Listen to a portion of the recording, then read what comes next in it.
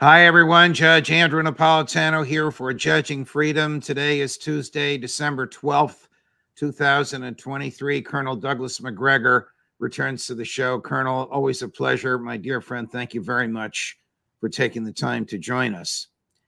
How isolated has the United States become in the international community due to its being wedded at the hip to Israel and the perception that it is wedded at the hip to the policies of the Netanyahu government?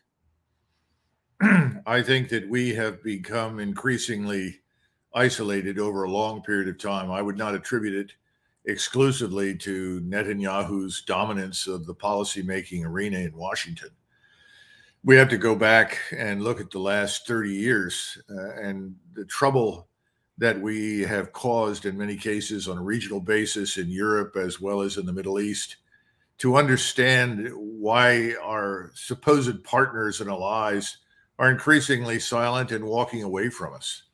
And now, of course, with Europe in turmoil, thanks to the economic policies directed at Russia that failed miserably, you add that to the situation in the Middle East where any of the Muslim states that had previously worked with us are now completely unwilling to do so. You have almost a global disaster. Certainly everyone in Latin America, Africa, in the Far East, no one really is pleased with us or the way we do business. And we continue to insist that that's not true, but it is. Well, can you put your finger on one or two or three causes of this?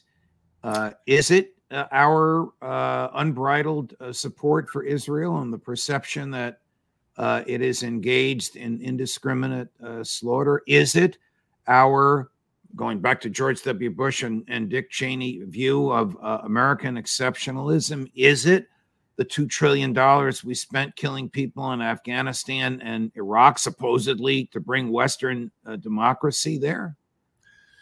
I think you're describing our foreign policy, which essentially amounts to playing risk with democracy.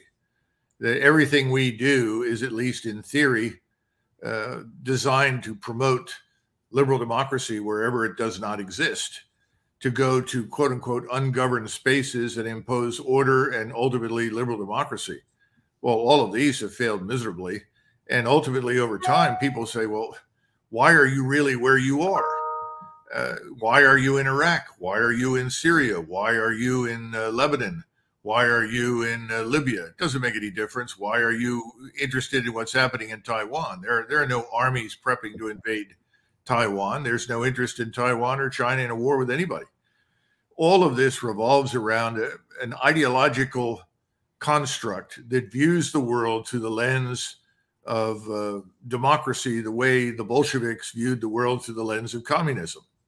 And ultimately, like the Bolsheviks, we've taken a position that anything we do is morally justified. And that certainly is the position that Mr. Netanyahu has taken, and we have eagerly adopted it. Let's bore down a little bit. Since you and I last spoke, the Security Council of the United Nations voted 13 in favor, 1 against. Since it was the U.S., it was effectively a veto, and 1 abstention on calling for a ceasefire in Gaza. The abstention, of course, was the Brits, who you know better than I will always do what we ask them to do. The U.S. explanation for vetoing this was, why give Hamas a chance to regroup? How does that play in the international arena? If you look at the actions that are being taken, look at the words that are being spoken, and you are an Arab, a Turk, an Iranian, who live somewhere in the Near East, North Africa, you conclude the following. All of us are effectively animals, subhuman. We all deserve the worst. And we are in a war today against Israel that is not anything like the wars that have been fought in the past. This is not 1973 or 67. This is not a short-term expedient to either expand the country or, for that matter, to simply have more defensible borders, which Israel has always wanted and every nation state does. This is now in the minds of Arabs, Turks, and Iranians, a war for Jewish supremacy in the Middle East. Full stop. That's the war. If you are in our way, you die. There is no compromise, there is no negotiation, and there will be none. Anyone who does not succumb to our power, who does not ultimately submit to what we want, is the enemy and will be destroyed.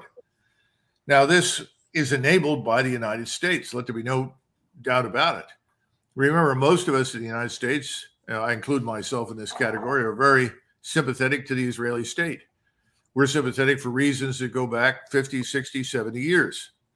But this is a fundamental change in the way the Israelis have done business in the past and the way they're going to do business from now on. And that's why this war can only escalate. This is not a war that's going to end in a couple of weeks or another month from now. This is going to escalate well into next year, and it's going to be a do or die proposition for everyone involved, especially Israel. Here's the statement by the deputy U.S. ambassador to the UN when he cast his veto, and then we will follow it with the statement of three Arab leaders who were in D.C. At the time. All this is in English and quite compelling. Although the United States strongly supports a durable peace in which both Israelis and Palestinians can live in peace and security, we do not support this resolution's call for an unsustainable ceasefire that will only plant the seeds for the next war. We believe there is a moral obligation toward the international community to stop the killing of the Palestinian civilians. And it's the first time, at least in my lifetime, that I have seen that calling for a ceasefire became a controversial issue. I'm not sure how deep is the understanding here of what's happening on the ground in Gaza. I mean, this war has broken every record. Largest number of journalists killed, largest number of hospitals destroyed, largest number of medics killed, largest number of UN employees killed. Our message has been very clear. There needs to be an immediate ceasefire, there needs to be a cessation of hostilities, and we need to have immediate access for humanitarian aid. It is not acceptable. Probably the opinions of 1 billion human beings who live in that part of the world. Well, here are a couple of things for consideration. The first is that our actions speak much louder than our words. We talk about a just peace for the Palestinians, a secure and just peace for the Israelis. That's not possible. We can't create it. We can't impose it. We've been compelled to choose sides. We've chosen the Israeli side. But in doing so, we did not set any limits on what the Israelis could or could not do. We simply unconditionally said, by all means, we support you. And we've sent, 15,000 bombs, precision munitions, including 100 2,000-pounders that can be lobbed at will by the Israelis wherever they like. We didn't say, we're only giving you so much. We're not going to support these kinds of actions. It's really unconditional support. So for us to talk about a just peace for the Palestinians in the minds of Arabs, Turks, and Iranians is essentially to say, we'll give you a just peace. It's called the cemetery. We'll give you the peace of the grave, and that's about it. Now, that satisfies the current government of Israel, but it puts us in a very difficult position globally as well as regionally. Now, the second point I want to make, and I think this is very important, there's a concept or a word in Arabic called asadiyah.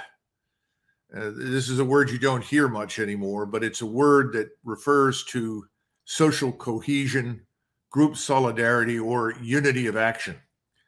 It is a word that was used by Ibn Khaldun, probably the most famous historian of the Middle Ages, who happened to have been an Arab from Tunis. His work had a profound impact on the West. Everyone from Toynbee to Oswald Spengler all studied and read his works. You could actually call him the father of modern historianism, if there's such a thing. And in it, he says, those who have not seen the power of Islam do not appreciate it. today we have historically viewed, and today we view Islam as weak, a loose grouping of states that are more interested in killing each other than they are in doing any damage to anyone else. There have been a few exceptions, but that's essentially the analysis. Assadiyya, however, is emerging in the Arab world. It's emerging because of this war for Jewish supremacy in the region that we are supporting. And it is bringing states and peoples into coalition now that historically have not cooperated in any meaningful way for centuries. I think we've reached this dramatic strategic inflection point. That's another reason why this war is not going to end anytime soon. There may be a lull, there may be pauses, but ultimately this regional coalition that is emerging is going to strike back with a vengeance unlike anything we've ever seen. What military benefit is there to the Israelis, military, Colonel, to the indiscriminate slaughter of civilians? Well, historically, the Israelis, when they did attack areas where terrorists had operated from, talked about, quote unquote, mowing the grass. In other words, we've got to go into the West Bank, we've got to go into southern Lebanon, we've got to go into Gaza, and we have to exact a price for what has been done. Well, this last attempt to destabilize and destroy Israel on the 7th of October was so horrific and so shocking and surprising that the Israelis have frankly reacted with something more than just vengeance. If this were simply an object lesson, if this were an attempt to restore deterrence, or what they think is deterrence, which is you kill some of us, we kill a lot more of you, we've long since passed that point. When you start talking about flattening Gaza, and effectively that's what's going on, driving out the population without regard to how many people are actually killed or not killed, and we've reached that point now where large numbers of people are simply being killed because they happen to be in the way of the flattening process. That's something well beyond mowing the grass, well beyond restoring deterrence, well beyond a simple object lesson. This is the message. We are supreme in this region.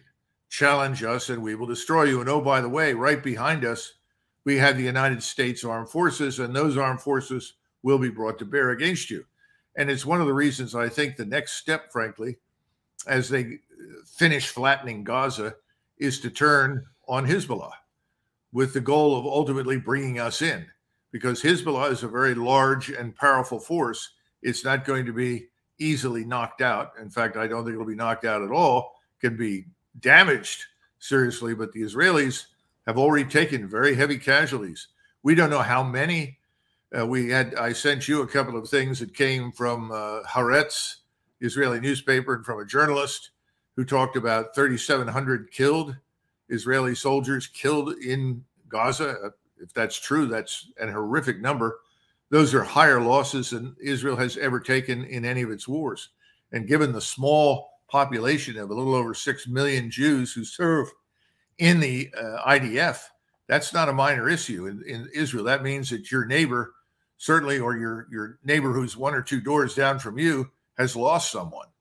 But I think the fact that they can call upon us to step in is enormously important.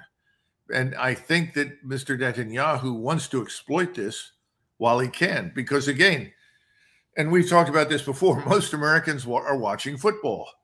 Most Americans are trying to figure out who Taylor Swift is dating next week. They're not paying attention to this, just as they ignored Ukraine. And the Ukrainian war was a war not quite, but close to something on the scale of the Korean War or World War II. And we effectively just continued to play and ignore what was happening and essentially told the government, well, you do whatever you think you have to do. And I don't think most people ever believed all the ridiculous assertions about Russian aggression and Russian threats and so forth, but they just don't care. Well, right now, the theater has shifted to the Middle East. The images that are coming out are much less easily controlled, much less easily suppressed. They're reaching us, they're reaching everyone in the world, and Americans are just beginning to say, gee, look at that. Isn't that awful? At some point, and I don't know when this is, there will be a growing majority opinion that this is enough. It has to stop and it can't go on. I don't know when that happens, but when it does, I think Mr. Netanyahu fears that he'll lose the kind of access to our military power and support that he wants to use to the maximum extent possible right now. You spoke earlier about the aid that we give them, which is unconditional. There's no strings on it. I would argue, now I'm on the legal side, and there's no court of law here. It's a moral judgment as much as it is a legal one, that when we knowingly give them instruments with which they carry out obvious war crimes, we are as morally and legally complicit as they are. I asked Max Blumenthal not too long ago, what would Joe Biden have to do to stop this? Here was Max's response. Well, the Biden administration could end the occupation of Palestine tomorrow. They could have a Palestinian state while we're doing this live stream. All they have to do is say no more spare parts for your F-16s, no more F-35s, and it's over. Because Israel its occupation depends entirely on its direct line to Washington. And Biden won't do that. And Tony Blinken won't do that because Tony Blinken comes from a long line of Israel lobbyists. Well, I think Max is right about halting the aid and the delivery of the aid. That's true. That would bring everything to a halt. As far as the two-state solution, I think people are now delusional if they think there is any future for the two-state solution. I don't see it. The Israelis won't accept it. And now, unfortunately, given the horrific actions in Gaza, I don't think anyone in the Muslim world is going to go along with it. And here again, we got to go back and understand the governments sitting in Cairo, in Amman, in Jordan, even in Damascus, in Lebanon, Iran, Turkey, Saudi Arabia, the Emirates, doesn't matter. None of those governments want a war, Judge. They're all opposed to war, but their populations are enraged. We talk a lot about democracy, but we don't practice it, obviously. Yeah. And what you've got in the East is a wave, democratic wave, if you will, of support for all-out war against the Israeli state. And by definition, because of our complicity, as you point out, us. I'm an American. I'm concerned preeminently about the United States. I still think we have an interest in the survival of the Israeli state.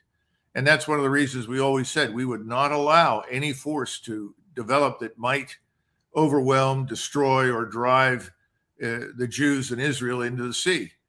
But that force is building. It's real. And we Americans have trouble with this because they say, well, why hasn't it happened? What about next week? What about next month? No, it hasn't happened, but it is building. And that's why I mentioned this Asadiyah. This is not a hollow term. It's not meaningless. And I think it's coming back into vogue right now in a dramatic way in the Islamic world.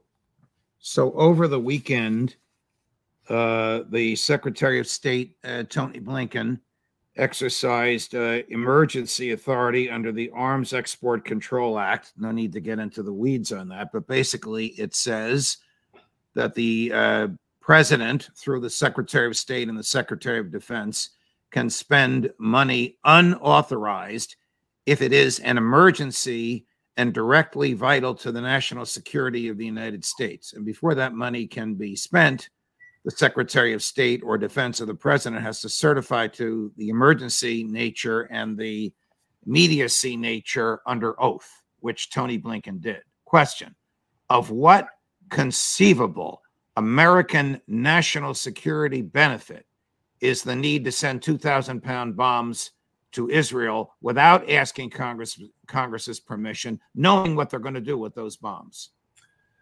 Well, you say we know what they're going to do with them. I would urge you to reconsider that, because the real basis for this legislation, if you want to call it that, this granting of essentially limitless power to the executive branch to effectively arm and equip and fight whomever they like, is really the overriding determination to wage war against Iran. If Israel attacks Hezbollah and tries to destroy it, they know that they will come into a conflict situation with Iran. Iran will not stand by and allow Hezbollah to be destroyed.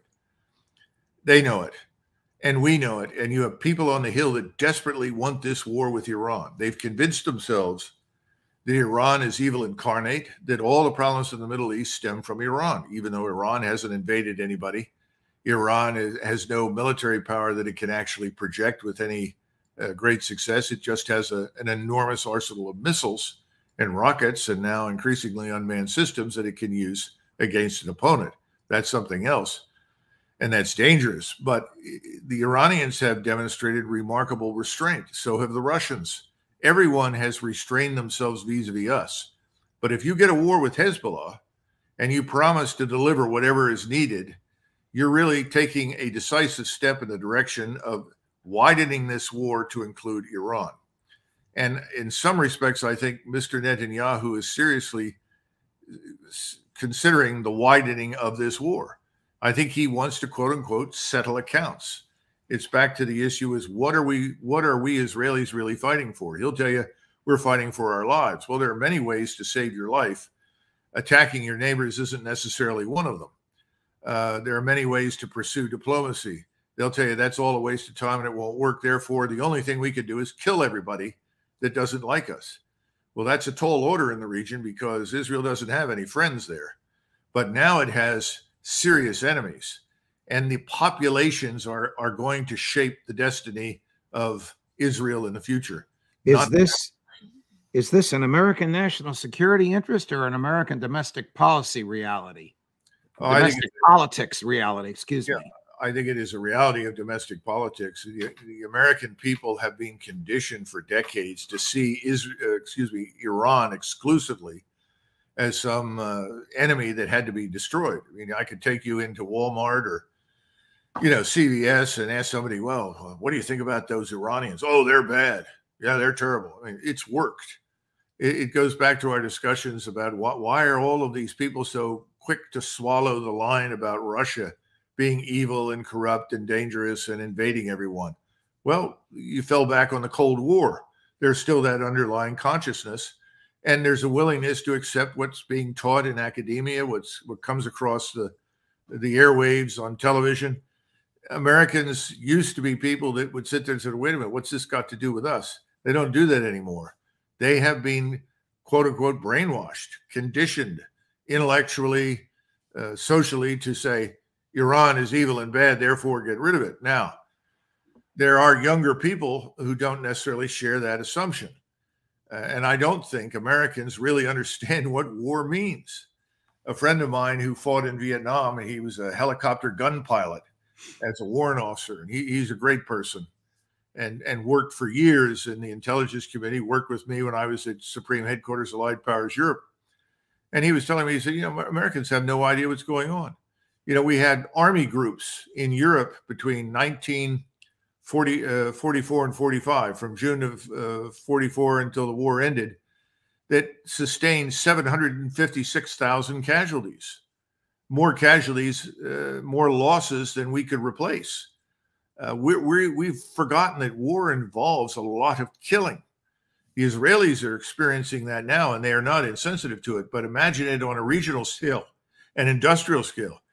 We lost 19,000 casualties a month from June of 44 until the Battle of the Bulge broke out, and then it went up to 100,000 a month. I'm just talking about American forces in Europe. We never bring these things up. That's war.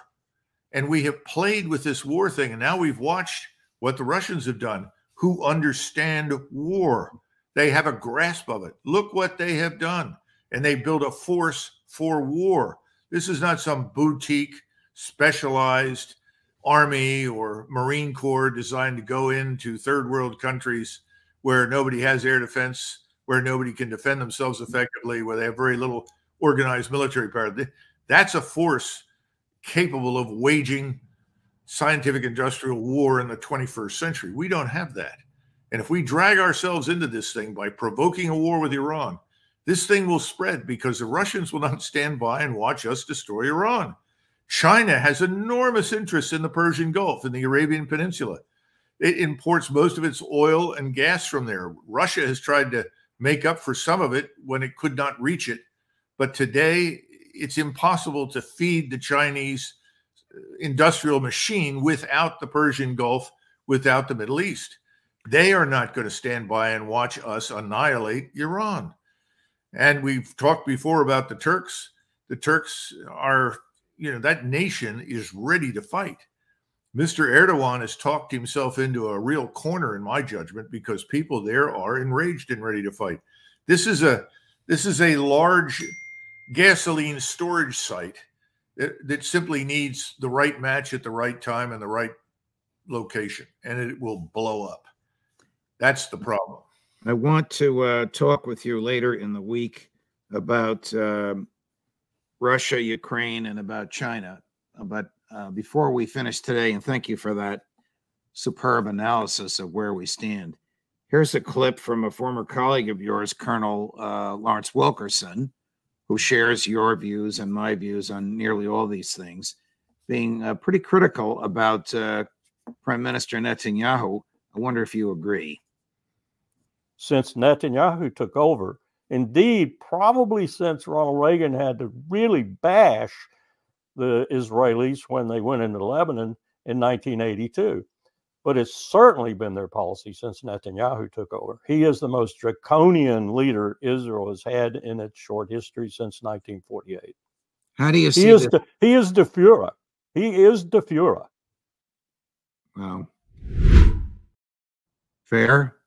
Well, that may be true. And I don't think at this point it's terribly relevant, because this situation has moved well beyond Mr. Netanyahu.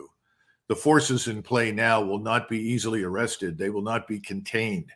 The so-called genie is out of the bottle. Even if Netanyahu were to go for domestic political reasons, your view is the genie stays out of the bottle. Yes, I think we're in a position now that I tried to describe in the regional sense with all of the Islamic world. And I don't see an easy way through this at this point. If we were to stop supplying the Israelis, that might have an impact in the short term, but in the long term, their strategic position now requires support, or they will go out of existence. And even with our support, potentially in the next 12 months, given what I see emerging on the horizon, that may be very questionable. Colonel, thank you very much for your time. I think you're going to come back. I hope so later this week. I want to talk about Russia and Ukraine and China's silently getting involved in this while people on Capitol Hill are beating the drums for war in Taiwan. We'll talk about that when the time comes. Thank you very much, Colonel. All the best. Thank you, Judge. Wow, what a terrific and terrifying analysis. Coming up later today, Colonel Karen Kwiatkowski, Matthew Hohen at 4:30 this afternoon, Scott Ritter. We're at 247,000 subscriptions. Our goal is 250,000 by Christmas. You've been so generous. I think we're going to hit that goal by late this week or early next week. But thank you very much for subscribing. And if you haven't, please do. And if you're at cocktail parties or wherever this season, say, hey, take a look at that judge. It's something different. It's a version of events the government doesn't want you to hear. Judge Napolitano for Judging Freedom.